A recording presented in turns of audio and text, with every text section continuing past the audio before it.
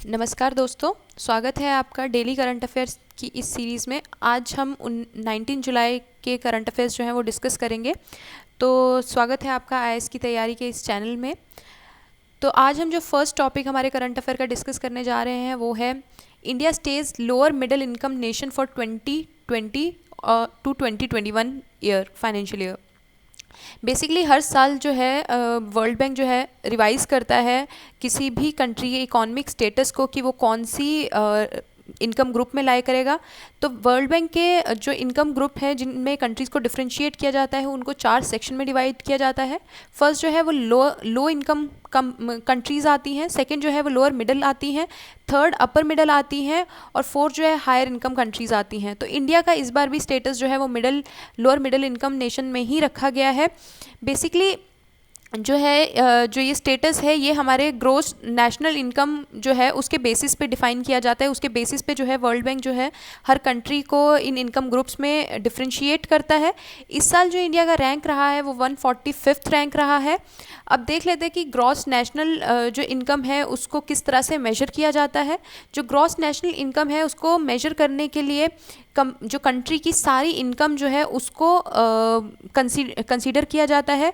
जो भी हमारे रेजिडेंट हैं, इस कंट्री के रेजिडेंट्स हैं, उन्होंने कितना पैसा कमाया है वो इंडिया में रह के या अब्रॉड रह के उस सब चीज़ को जब कैलकुलेट किया जाता है तो हम जो है ग्रॉस नेशनल इनकम उसको मेजर कर सकते हैं। यहाँ पे जो एक इम्पॉर्टेंट चीज़ है वो यहाँ पे नोट करने वाली ये है कि कंट्रीज़ के रेजिडेंट के बारे में बात की गई है, सिटीजन्स के बारे में बात नहीं की गई है। तो ये थोड़ा सा है, अगर क्वेश्चन प्रीलिम्स में पूछा जाता है तो आपको ये चीज़ ध्यान में रखनी है कि रेजिडेंट्स अगर दिया गया है तो ही वो करेक्ट है, अगर ओनली सिटीजन्स बोला गया है तो वो स्टेटमेंट जो है वो गलत हो जाएगी। अब बेनिफिट्स क्या है ग्रॉस नेशनल इनकम को इंक्लूड करने के लिए, ये जो है ये बहुत क्लोजली नॉन मॉनेटरी जो मतलब जो सिर्फ मॉनेटरी टर्म्स में एसोसिएटेड नहीं होती उन पैरामीटर्स को भी कंसिडरेशन में लेती है। जैसे कि क्वालिटी ऑफ लाइफ हो गया, लाइफ एक्सपेक्टेंसी हो गया, मोर्टेलिटी रेट हो गया या एनरोलमेंट रेट हो गया स्कूल में स्टूडेंट्स का, उन सब चीज़ों को भी ये कंसिडर करती है। नेक्स्ट जो हमारा टॉपिक है करंट अफेयर का वो हिमाचल प्रदेश से रिलेटेड है। हिमाचल प्रदेश जो है वो फर्स्ट स्टेट बन गई है जिसने 100% जो एलपीजी कनेक्शंस हैं उनको अश्योर कर दिया है। तो हिमाचल प्रदेश जो है वो पहली स्टेट है जिसने 100% एलपीजी कनेक्शंस जो हैं उनको पूरा किया है। हमें पता है कि नेशनल लेवल पे प्रधानमंत्री उज्ज्वला योजना जो है वो चलाई गई थी, जो कि मिनिस्ट्री ऑफ पेट्रोलियम और नेचुरल गैस के अंडर आती थी, जिसमें फ्री एलपीजी कनेक्शंस जो थे वो वुमेन को प्रोवाइड किए जाएंगे जो कि बिलो पॉवर्टी लाइन होंगी। बेसिकली उनमें 100% एलपीजी कनेक्शंस के बारे में बात नहीं की गई थी। स्टेट ने अपनी ही एक योजना लॉन्च करके जिसका नाम है हिमाचल गृहिणी सुविधा योजना, उसके द्वारा जो फैमिलीज़ बची हुई थी उनको कवर किया है और 100% एलपीजी कनेक्शन जो है उसको एश्योर किया है। नेक्स्ट जो हमारा टॉपिक है वो United Nation programme on HIV AIDS से रिलेटेड है, यानी यूएन एड्स से रिलेटेड है।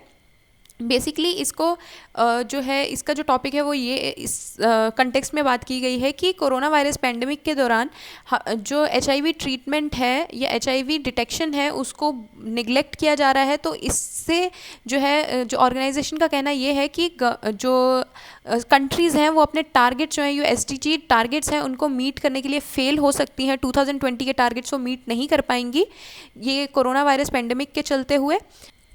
लगभग 38 मिलियन लोग जो हैं 2019 में वो एचआईवी इन्फेक्शन के साथ जी रहे हैं और बोल रहे हैं कि आशंका है कि 1.7 मिलियन जो लोग हैं वो इन्फेक्ट हो सकते हैं 2019 में।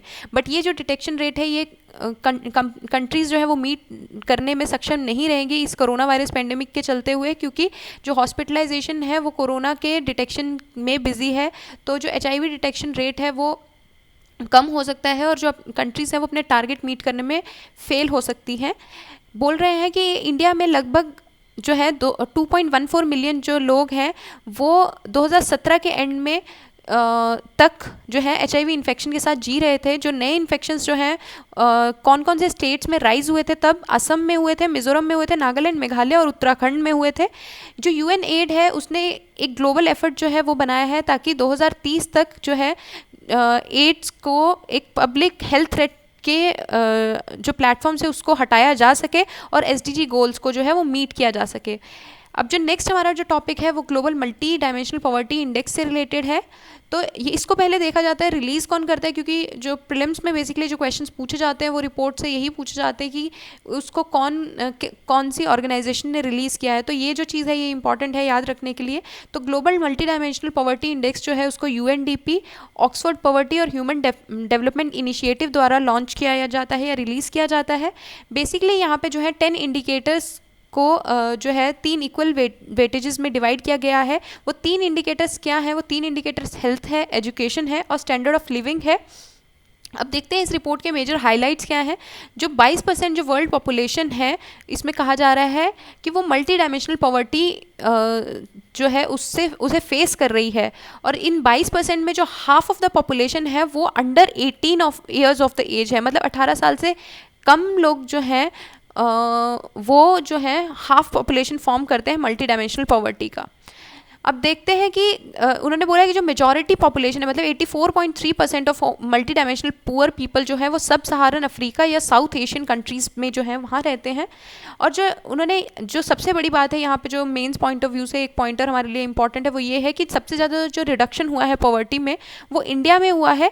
अप्रॉक्सीमेटली 273 मिलियन जो लोग हैं वो 2005-6 से 2015-16 के बीच, मतलब इन 10 सालों में 273 मिलियन लोग जो हैं वो पॉवर्टी से बाहर आए हैं। तो ये जो है लार्जेस्ट रिडक्शन है किसी भी कंट्री में।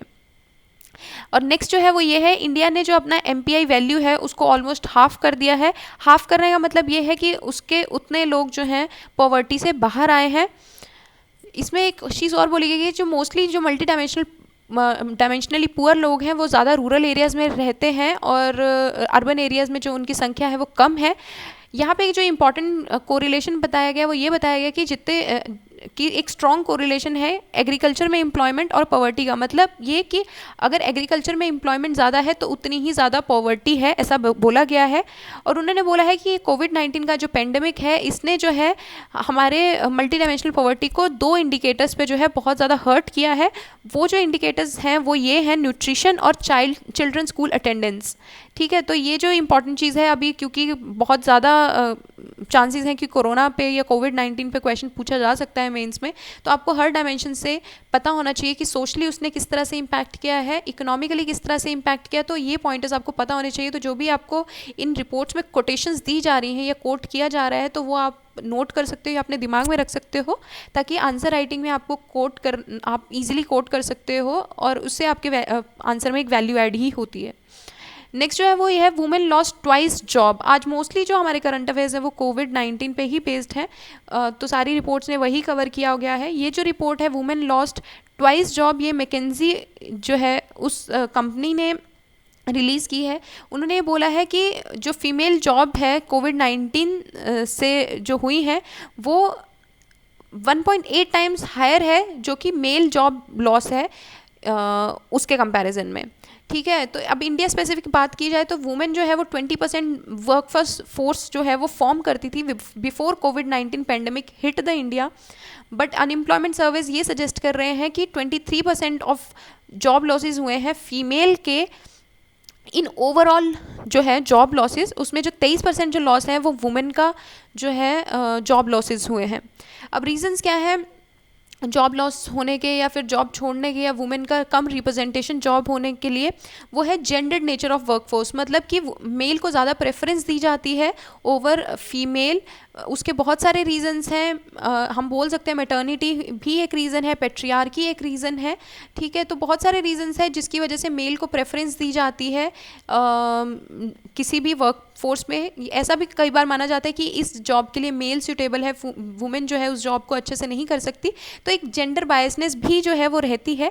ठीक है, तो नेक्स्ट जो है रीज़न वो ये है lack of systemic progress to resolve societal barriers. मतलब हमारे सिस्टम ने इतनी प्रोग्रेस नहीं की है कि जो भी हमारे सोसाइटल बैरियर है उनको रिजॉल्व किया जा सके। मतलब हमारे सिस्टम को इस तरह से बिल्ड नहीं किया जाता है या इस तरह से वुमेन फ्रेंडली नहीं बनाया जाता है कि आप उस सोसाइटल बैरियर को तोड़ पाएँ। तो जो वुमेन सिक्योरिटी से लेके इश्यूज़ होते हैं वो बैरियर मोस्टली मेंटेन रहते हैं और वो भी रीज़न रहते हैं वुमेन के जॉब लॉस का। Marriage can also be a reason for the job loss of a women. यहाँ पे जो मेजर्स सजेस्ट किए गए हैं वो ये बताया गया है कि वुमेन का डिजिटल और फाइनेंशियल इंक्लूजन जो है वो इंक्रीज़ करना चाहिए, और जो एटीट्यूडनल बायसनेस है उसको भी एड्रेस करना चाहिए कि जैसे बहुत जगहों पे बोला जाता है कि ये जो जॉब है इसके लिए मेल सुटेबल है, फीमेल जो है इस जॉब को अच्छे से नहीं कर सकती। ये जो एटीट्यूड है इसको चेंज करना चाहिए। अब हमारे जो कॉन्स्टिट्यूशन में भी यही बताया जाता है राइट टू इक्वालिटी के बारे में। तो अगर इक्वालिटी है तो वो हर एरिया में या हर कोर एरियाज़ में होनी चाहिए। तो थोड़ा एटीट्यूड चेंज करने के लिए जो है उस सब चीज़ को एड्रेस करना चाहिए। और नेक्स्ट जो हमारा टॉपिक है, लास्ट जो हमारा करंट अफेयर का टॉपिक है वो नेशनल पेंशन स्कीम से रिलेटेड है। अब ये जो न्यूज़ में क्यों था, क्योंकि 2020-21 के जो फर्स्ट क्वार्टर में जो है नेशनल पेंशन स्कीम ने 30% ग्रोथ जो है वो रजिस्टर की है। अब थोड़ा सा इस स्कीम के बारे में जान लेते हैं। ये जो पेंशन स्कीम है ये पेंशन कम इन्वेस्टमेंट स्कीम है, ठीक है। तो ये बेसिकली बनाई इसलिए गई थी ताकि ओल्ड एज सिक्योरिटी जो है वो प्रोवाइड की जाए। यहाँ इसको रेगुलेट कौन करता है, इसको रेगुलेट करता है pension fund regulatory authority of India, ठीक है। तो इसको कोई भी सिटीज़न जो है इसको ज्वाइन कर सकता है, चाहे वो रेजिडेंट है चाहे वो नॉन रेजिडेंट इंडियन है, बट उसकी जो एज है वो 18 से 65 साल के बीच में होनी चाहिए। बेसिकली जो नेशनल पेंशन स्कीम है उसको 2 सेक्टर्स में डिवाइड किया जाता है। गवर्नमेंट सेक्टर जिसमें कि जो यूनियन गवर्नमेंट है, स्टेट गवर्नमेंट है, वो दोनों सेक्टर्स आते हैं, और प्राइवेट सेक्टर जिसमें कि कॉरपोरेट आता है और सारे बाकी बचे हुए सिटीजन्स आते हैं। तो आज के ये जो करंट अफेयर्स हैं यहीं ख़त्म होते हैं। कल हम लोग मिलेंगे 20 जुलाई के करंट अफेयर्स के साथ। तब तक बने रहिए साथ में। नमस्कार।